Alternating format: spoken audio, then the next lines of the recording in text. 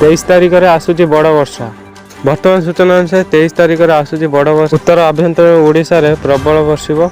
किछि स्थान रे 70 रु 110 मिलीमीटर वर्षा आकलन। 25 रे बंगोपसागर रे सृष्टि हेब घूर्णिबलय। प्रचंड बिजुली घड़घड़ी सह वर्षा नहीं 17टी जिला को येलो वार्निंग जारी कर पाणीपाग विभाग केन्द्र। वर्षा सत्वे एही मौसुमी सीजन 8% निआंटिया वर्षा रेकर्ड होइছে। दक्षिण उपकूल स्थिति निकट ओडिशा उपरे नाही कोनोसी पाणीपाग नियामक।